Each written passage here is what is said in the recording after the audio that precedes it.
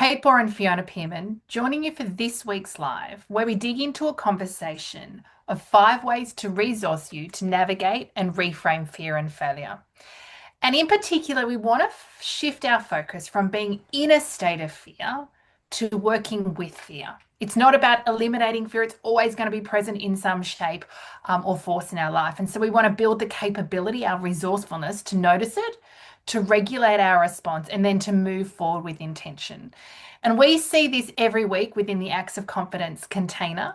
Number five, Acts of Confidence number five is redefining your relationship with fear and failure. And so your ability to be able to become your own best coach, to be able to notice it, to be able to ask yourself some good questions, and then be able to make new and different decisions and take action that will reinforce and right size often some of these beliefs, assumptions, and default behaviors that respond to fear and how it shows up in life, and do things a little bit differently. And so, starting with step number one is all about slowing down. Slow down and acknowledge what's going on, because fear thrives on reactivity. It is fast. It happens unconsciously. It gets us almost before we realize it's happening.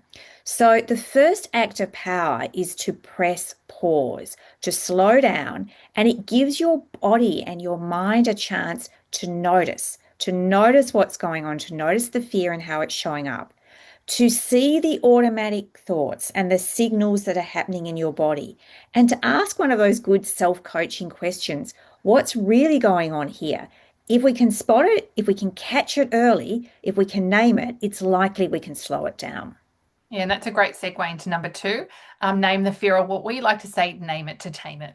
Often, fear is ruminating thoughts circling around our brains like ping pong balls. So once we've slowed down a little bit, we can then actually take some time to acknowledge, fear is really present for me. What's going on when I think about taking this action, making a decision?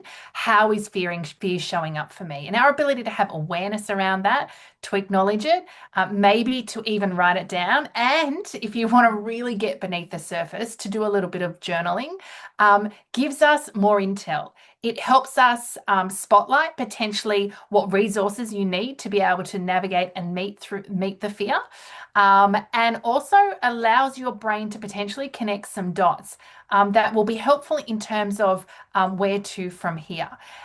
I think the other thing we really want to catch is that most fears are based on old stories and not present realities.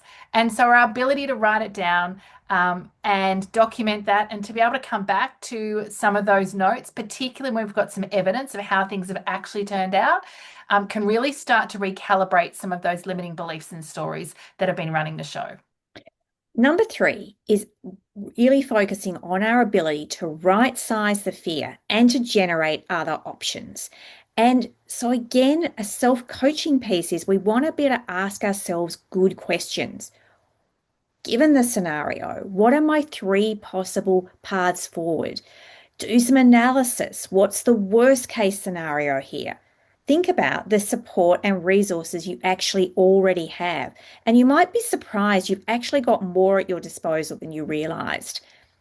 If this did happen, that worst case scenario, what would I actually do? And by really digging in and thinking through what a plan B looks like, it really helps dampen down some of that exaggeration that goes on with fear.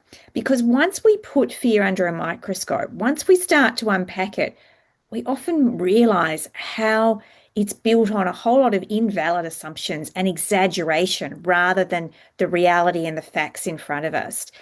And the more we're willing to do this, we create those options, it really calms things down.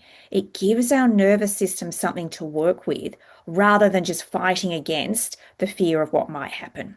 Yeah, number four is all about taking action. We often say imperfect action, or in our world, small acts of confidence. That's low stakes, safe action steps. So have the conversation, ask the question, share the idea, put your hat in the ring for the promotion opportunity, ask for that pay rise, and then pause and get some feedback. What we know is on the other side of that action step, you'll have more information than when you do right now. That state of procrastination, that state of uncertainty. When we step forward, when we take an action step, we get new data, new intel that may give us more intel in terms of where to from here.